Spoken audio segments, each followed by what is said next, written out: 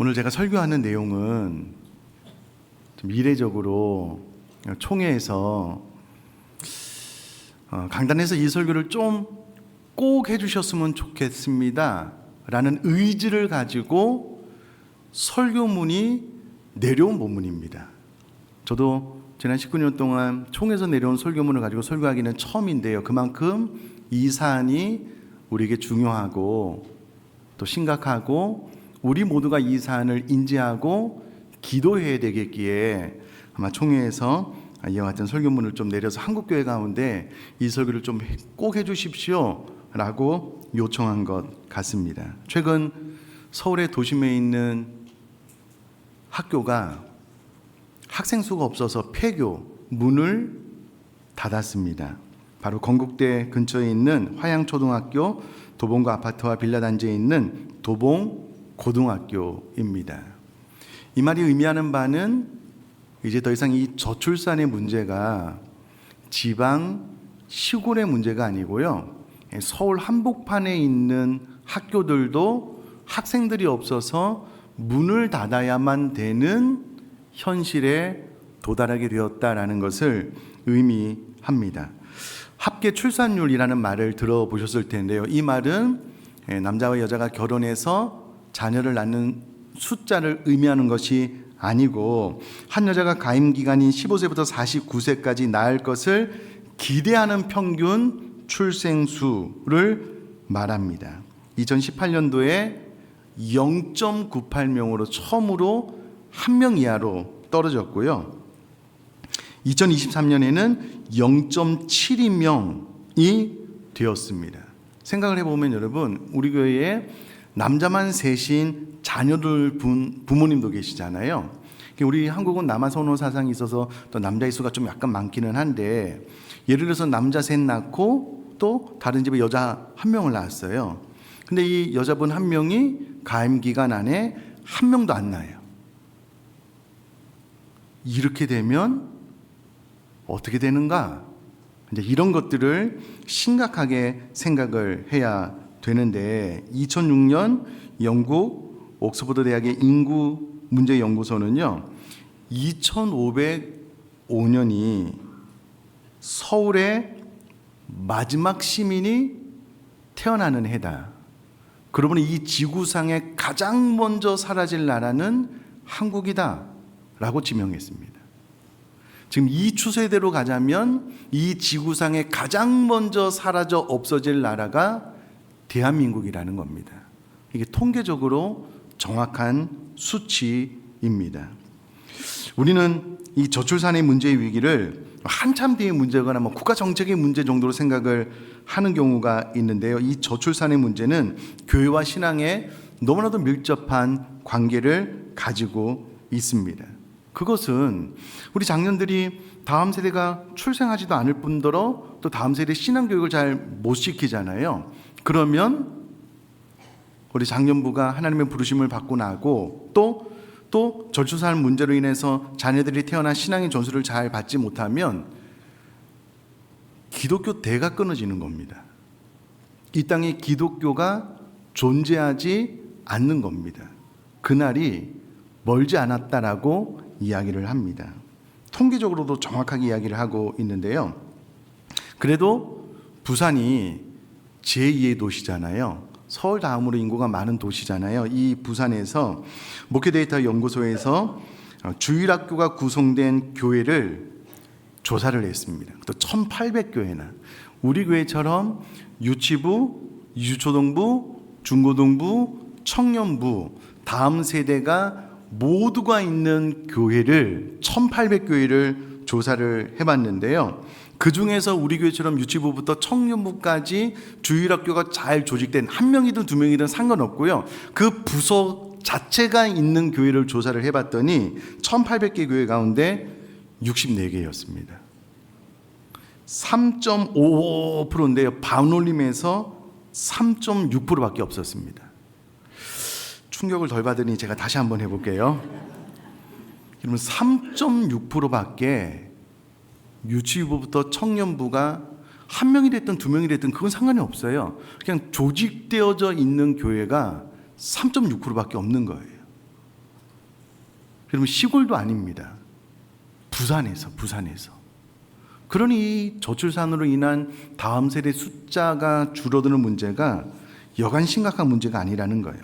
2031년부터 급속도로 주일학교 인원이 감소해서요, 2050년이 되면 90%의 주일학교가 사라진다는 충격적인 통계학자의 발표가 있습니다. 얼마 안 남았어요. 여러분, 1000교회 가운데 예를 들어서 그냥 10교회 가운데 한 교회, 1000교회 가운데 10교회 정도만 2050년이 되면 주일학교 학생이 있는 거예요. 나머지는 다 주일학교 학생이 없는 거예요. 그러니까 신앙을 전수할 수도 없고 신앙을 가르칠 수도 없고, 이 문제가 이제 우리 눈앞에 현실로 다가오고 있다라는 겁니다. 안타까운 것은 여전히 저를 포함한 우리 한국교회 성도님들이 이와 같은 문제를 심각하게 좀 잘 인지하지 못하고 먼 미래의 일로 아직도 생각하고 있는 것이 좀 심각한 문제여서 한국교회 강단에서 이와 같은 설교를 좀 꼭 해주십시오 라고 설교문까지 내려주게 되었다라는 겁니다. 여러분, 생육하고 번성하는 것은 하나님의 명령인 줄 믿습니다. 하나님께서 온 세상을 창조하고 난 이후에 최초로 주신 명령을 문화명령이라고 합니다. 그리고 이 명령은 우리들이 취사 선택할 수 있는 것이 아닙니다. 명령은 반드시 지켜져야지만 되는 것을 명령으로 주잖아요. 그러니까 해도 되고 안 되는 일이 아니라는 겁니다. 반드시 순종하고 준행해야 되는 최초의 명령, 문화명령을 주셨는데, 창세기 1장 28절은 이렇게 기록이 되어져 있습니다.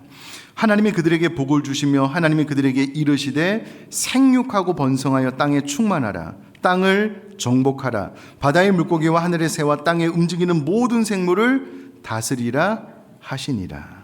아멘. 그럼 최초의 명령이 무엇이냐면 생육하고 번성하라는 겁니다. 가정을 꾸며 자녀를 낳아 이 땅에 가득하게 퍼져나가는 것, 이것이 하나님께서 우리에게 명령하신 문화 명령이다라는 겁니다.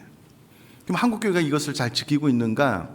여러분, 기독교 감리회에서요, 최근 10년 동안 다음 세대 출석 통계를 쭉 조사를 해보니 정확하게 9년 만에 반토막이 났습니다. 통합 측은 2012년도부터 9년 동안 조사를 해보니까는요, 41.5%가 감소를 했습니다. 우리 합동 같은 경우에는요, 주일학교 학생 수가 10명 미만인 교회가 이미 절반을 넘었습니다.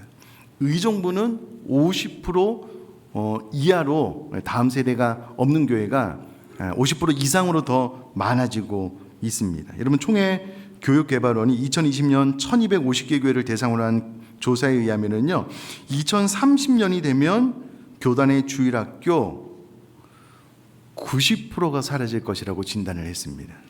제가 질문 한번 더 드려볼게요. 올해가 몇 년도죠? 24년도잖아요. 2030년도가 되면 주일학교 90%가 사라진다는데 2030년도가 몇 년 남았죠? 6년 남았습니다. 6년.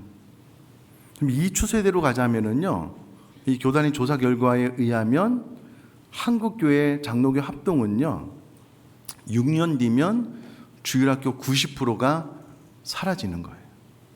존재를 안 하는 거예요. 이와 같은 심각한 문제에 우리가 직면해 있다라는 겁니다. 그럼 미국 여론조사 기관인 퓨리서치 센터의 조사에 의하면은요, 2010년까지 이 지구상의 기독교 인구가 22억 명 정도 되었습니다.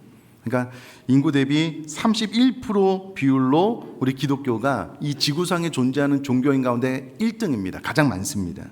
근데 2050년도가 되면은요, 제3세계에서는 계속 예수 믿는 사람이 더 빠른 속도로 늘어나고 있기 때문에 29억 명으로 상승한답니다.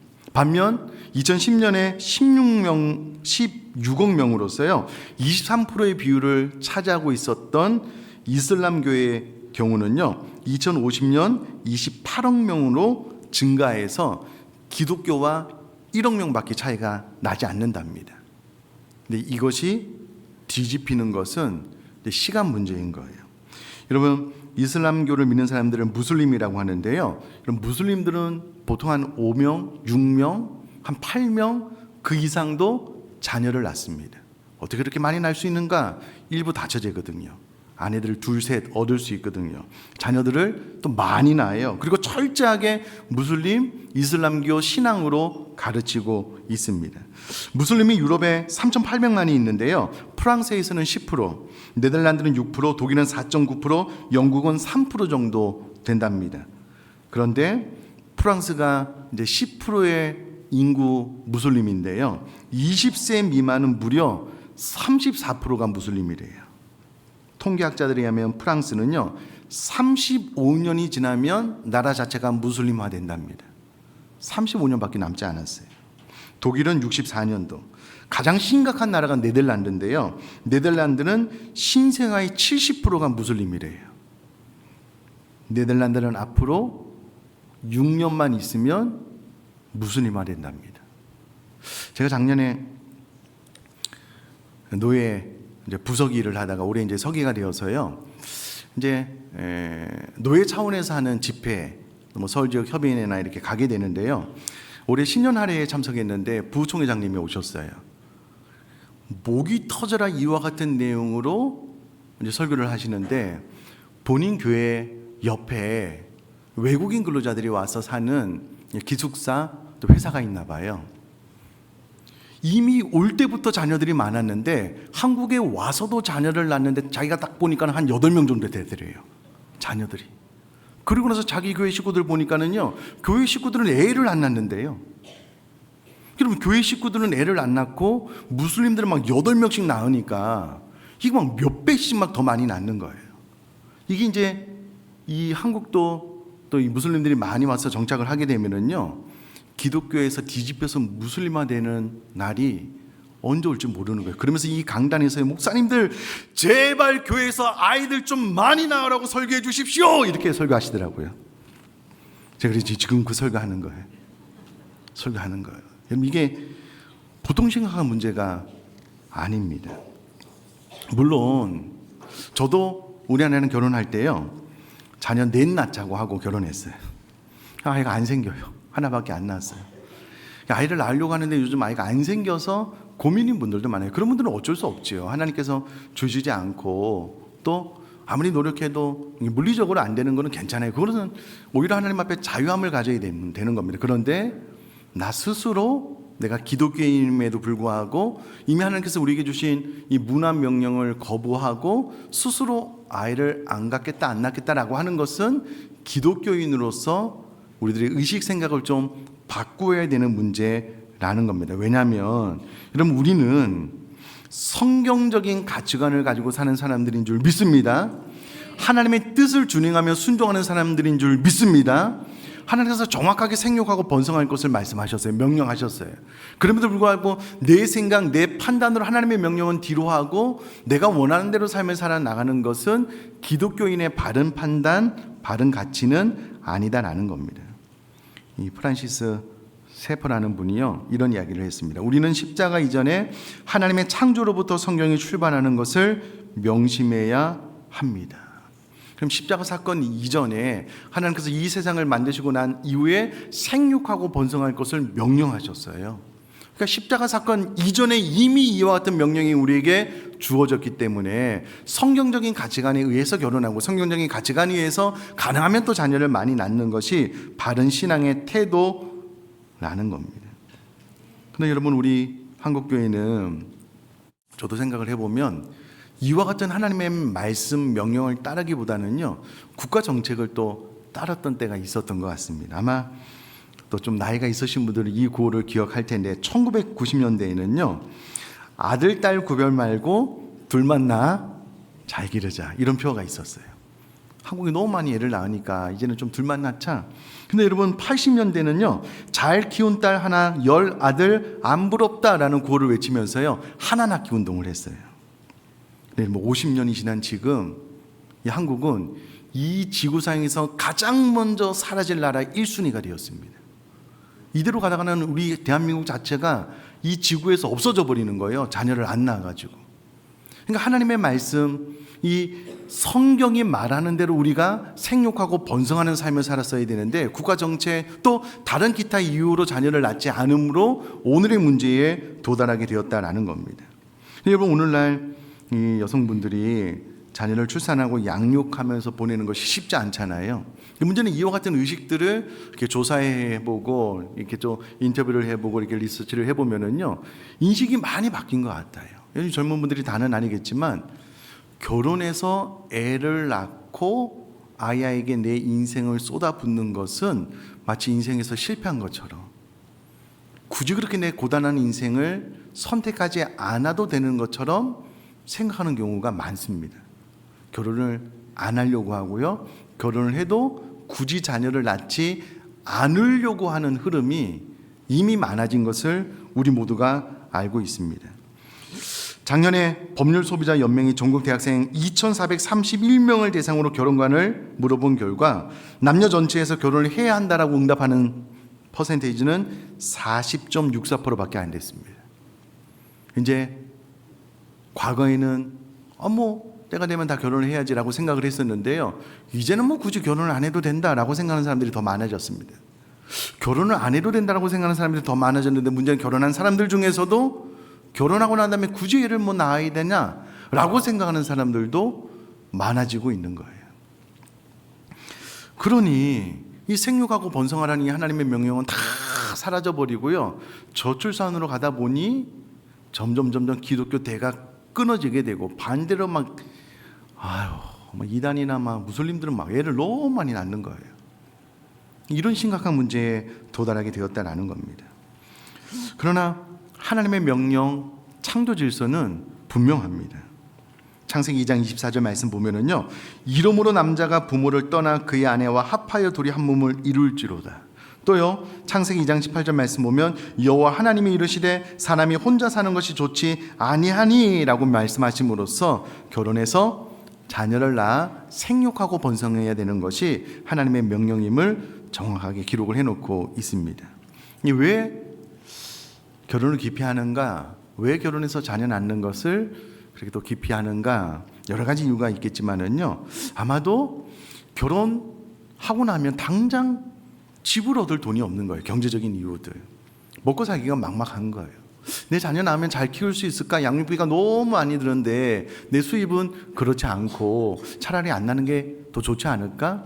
이런 생각들이 점점 많아지고 있는 것 같습니다. 저도 신방을 해보면 우리 부모님들이 경제적인 이유 때문에 우리 자녀들 원하는 학원에 잘 못 보내는 것이 참 안타까워요, 가슴 아파요, 그런 이야기 종종 듣습니다. 근데 저를 포함한 우리 목회자들은요, 자녀들 학원에 잘 못 보냅니다. 저도 처음에 이제 우리 교회 와서 교회가 이제 경매 진행 중이고 또 재정적으로 또 넉넉하지도 않고 이제 이런 시간을 보내면서요, 제 아들이 아마 원해서 학원을 간 적이 딱 한두 달 정도밖에 없었던 것 같아요. 물론 이제 교회 집사님이 피아노를 내가 좀 가르쳐 보고 싶어요. 그래서 피아노 학원 다녔고요, 일반 공부 학원 한 번도 안 다녔습니다. 다닐 돈도 없고 감사하게도 현민이가 다니기를 원치 않더라고요. 얼마나 감사한지 몰라요. 근데 또 잘 컸어요. 잘 컸습니다. 많은 목회자분들이요, 자녀들 학원에 잘 못 보냅니다. 제가 알기로 거의 못 보내요. 하나님의 은혜에 맡기는데요, 감사한 것은 말씀대로 또 잘 커요. 잘 자라나고 있다라는 거예요. 그러니 그럼 이와 같은 경제적인 이유로 내가 내 자녀들을 잘 가르칠 수 있을까? 그게 너무 고민하지 않으셔도 된다라는 겁니다. 그럼 오늘 우리가 읽은 시편 127편 3절 말씀을 제가 한번 읽어보면은요, 보라, 자식들은 여호와의 기업이요 태의 열매는 그의 상급이로다 라고 기록이 되어져 있습니다.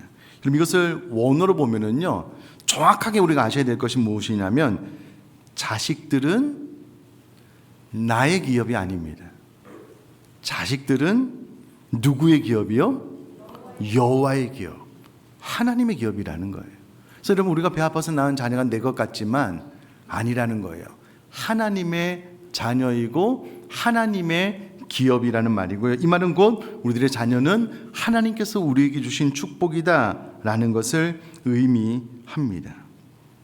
여러분, 하나님께서 우리에게 주신 이 축복이 때로 키움에 있어서 뭐 속상하기도 하고 마음에 안 들기도 하고 뭐 여러 가지 일이 있겠지만, 그러나 너무나도 분명한 것은 이 자녀는 나의 자녀가 아니고 하나님께서 허락하신 축복이고 하나님의 자녀이므로 하나님께서 책임져 주실 하나님의 복으로 주신 자녀다라고 성경이 정확하게 기록을 하고 있다라는 겁니다.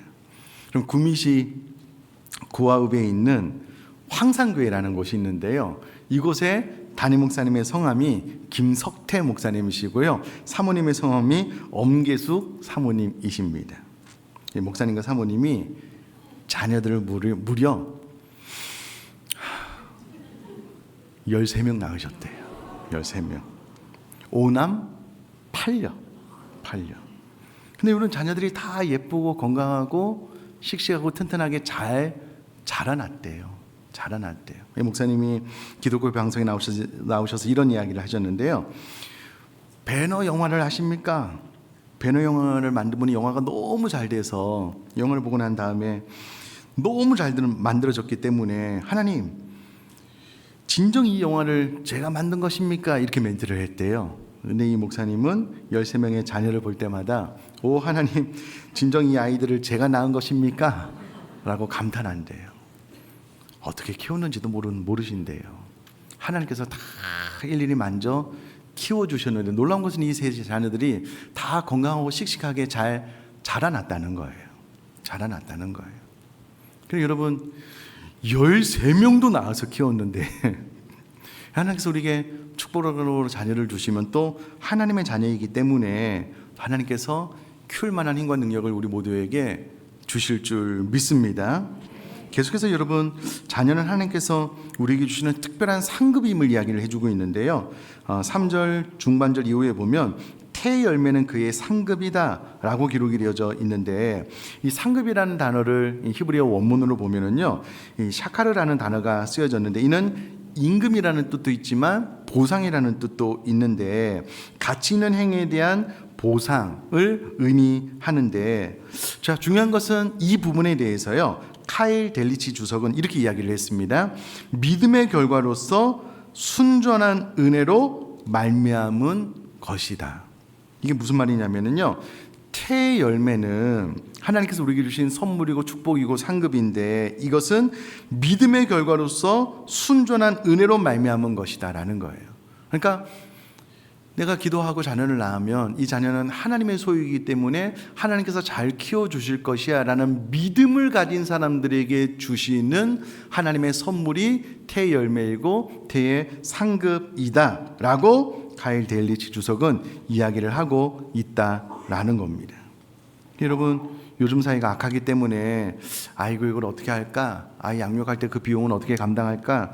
집이 없는데 어떻게 내 아이를 낳아서 잘 키울 수 있을까? 많은 염려와 고민이 있지만, 그러나 하나님을 향한 믿음이 있을 때에 하나님께서 또 태열매 선물로 주시고 또 그 아이들을 하나님의 소유이기 때문에 하나님께서 잘 키워주신다라는 그런 말씀입니다.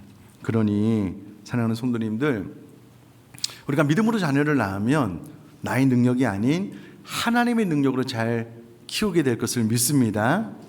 여러분, 그런 관점에서 보면은요, 우리나라가 6.25 이후에 어떻게 애를 낳습니까? 전쟁의 폐허 가운데 아무것도 없는 곳에서 어떻게 자녀를 낳아서 양육할 수 있냐고요. 여러분, 6.25 전쟁 이후에 많은 자녀들이 태어났고 그 자녀들이 지금 이와 같이 잘 성장해서 또 우리들의 사랑하는 자녀들을 또 신앙으로 전수하고 있는 것 아니겠습니까?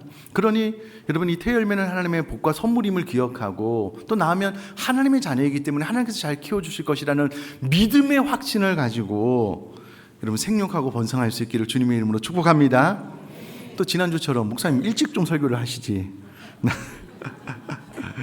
여러분, 이와 같은 문제의 심각성을 인식하고 우리가 우리 자녀들에게 잘 가르치면 됩니다.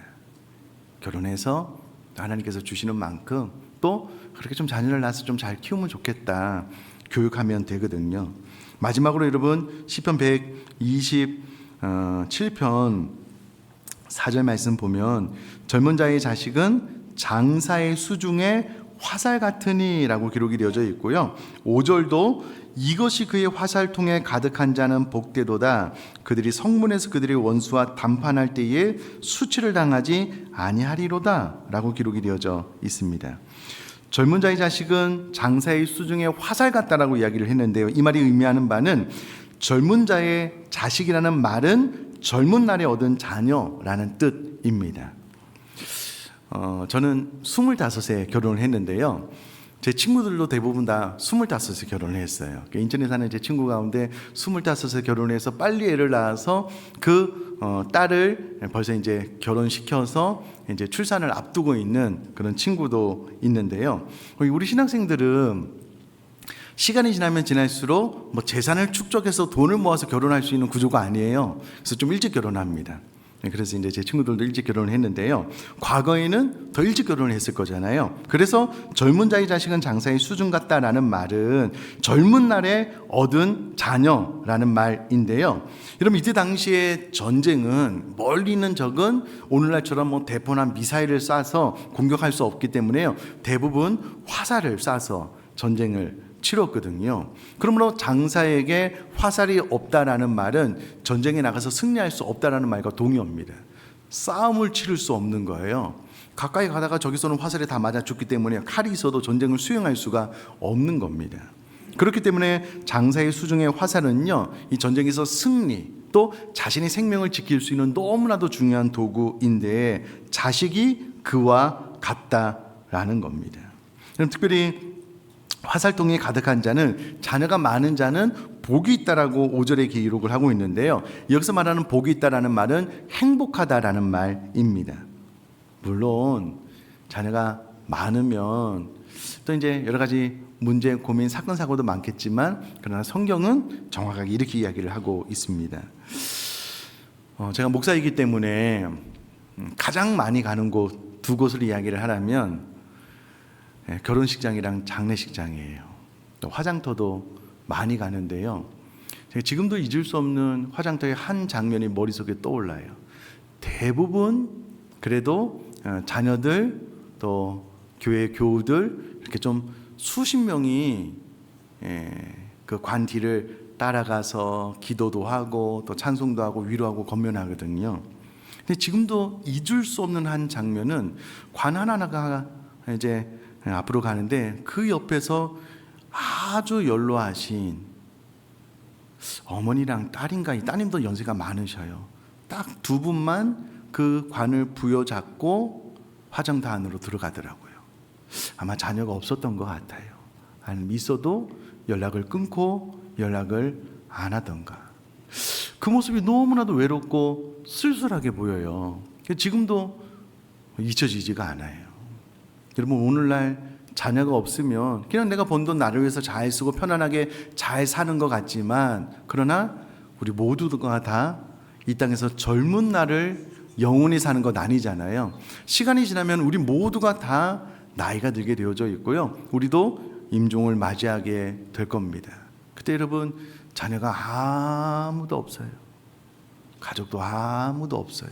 참 너무나도 쓸쓸하고 외로운 노후를 보내야 될 텐데, 여러분, 화살통이 가득한 자는 복되도다, 행복하다라는 겁니다. 그래서 지금은 여러분 자녀가 없으면 좀 편하고 그냥 돈 벌어서 나를 위해서 잘 쓰니까 만족한 삶 사는 것 같지만, 그러나 또 시간이 지나서 또 50대 60대가 돼서 임종을 맞이하게 되면은요, 아무도 나를 돌아보는 이 없고 찾아보는 이 없으면 외롭고 쓸쓸한 시간을 보내게 된다라는 겁니다.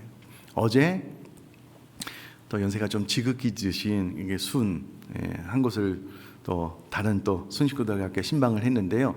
여러 가지 이야기를 나눴습니다. 그중에 지금도 제 마음속에 저리는 말 중에 하나가 뭐냐면, 목사님 너무 외로워요. 그런 이야기 하시더라고요. 서로 좀 우리가 격려하자고 좀 그렇게 했는데요. 그렇습니다. 나이가 들면 외로워져요. 자녀가 있어도 연락을 잘 안 하면 외로워지잖아요. 자녀가 없으면 얼마나 그 외롭고 쓸쓸한 시간을 보내야 되냐고. 그러니 여러분, 화살통이 가득한 자는 복된 겁니다. 행복한 거예요. 자, 말씀을 좀 정리하면, 아무리 시대와 형편이 바뀌어도요, 사랑하는 성도님들, 이 문화명령 생육하고 번성하라는 것은 하나님의 명령이기 때문에 이 명령을 아멘으로 받고 잘 준행하며 순종할 수 있기를 제가 주님의 이름으로 부탁드립니다. 뿐만 아니라 여러분, 젊은 분들은 이 이야기를 진짜 마음속 깊이 새겨 잘 순종했으면 좋겠고요. 우리 기성세대들은 이와 같은 상황을 진짜 인식하고, 야, 이 한국교회 가운데 있는 이 저출산의 문제가 보통 문제가 아니구나. 내가 진짜 마음 다해서 기도하고 더 많은 생육하고 번성하는 일이 일어날 수 있도록 내가 마음 다해 하나님 앞에 간구해야 되겠구나 라고 생각을 하고, 우리 모두가 다 자식들은 여호와의 기업임을, 축복임을 알고 여러분 이 문제를 잘 돌파해 나갈 수 있는 저와 여러분 될 수 있기를 주님의 이름으로 축복합니다.